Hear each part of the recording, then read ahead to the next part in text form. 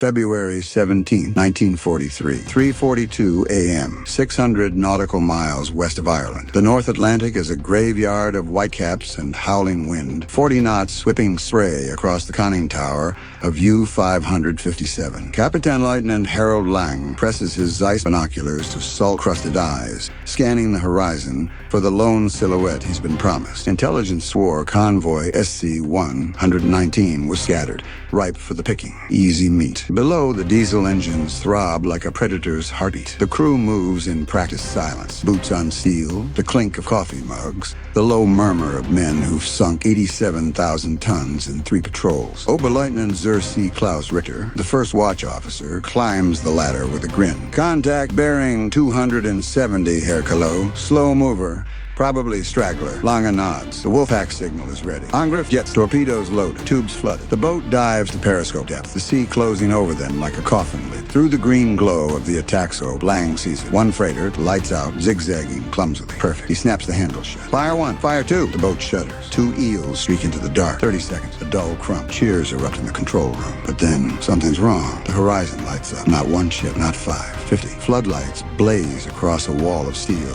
Liberty ships, tankers, troop transports, all steaming in perfect 9-column formation. Destroyers slice the edges like sheepdogs, their sonar pings echoing through the hull.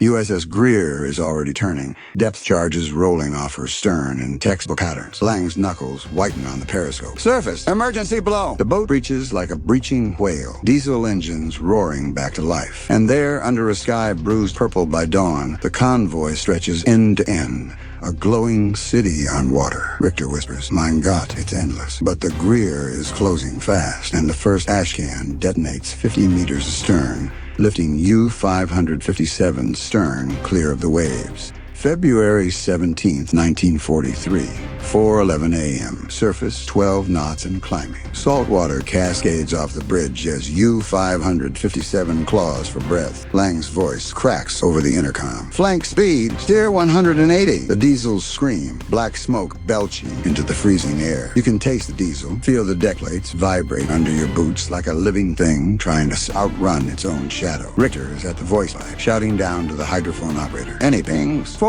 No. 6 escorts. Bearing down fast. On the convoy's flank, USS Greer's silhouette grows, her 5-inch guns already tracking. Then the sky erupts. Star shells. White magnesium suns burst overhead, turning night into blinding noon. Every rivet on U-557's hull is suddenly visible. Every face on the bridge frozen in the glare. Langer grabs the railing. "Crash dive! Take her to 180 meters!" Claxons howl. Men tumble down ladders, hatches slamming like guillotines. The boat tilts bow down, gauges spinning. 50 meters, 80, 120. The pressure hull groans. A depth charge blooms close. Whoomp, lights flicker. A pipe bursts in a scalding hiss. In the control room, Lieutenant Muller, the engineer, fights the planes. "We're too heavy, Herr Callot. Fuel state critical after the Greenland patrol." Lang doesn't answer. He's staring at the periscope well. Water still dripping from the lens. In his mind, the convoy. 50 ships, maybe 60. All lit up like a Christmas parade, daring him to come closer. Richter wipes blood from a slit eyebrow. "They knew we were coming. How?" A new voice from the radio shack. Funkmod Weber, pale as paper. "Sir, intercepted escort traffic. They're using Huff-Duff. High-frequency direction finding. They had our position before we even sighted them." Lang's jaw tightens. American radar. British centimetric sets. The rumors were true. Another pattern detonates closer. The lights die. Emergency red glows. Somewhere aft, a man screams. Lang leans into the dimness, rigged for silent running. We slip beneath them. Wait for dark. But as the boat settles into the black, the hydrophones pick up a new sound. The steady, relentless thump-thump-thump of dozens of propellers overhead, an unbroken ceiling of steel. Richter whispers the question no one dares ask. How do we sink something that never ends? And then the sonar operator's voice, thin with terror.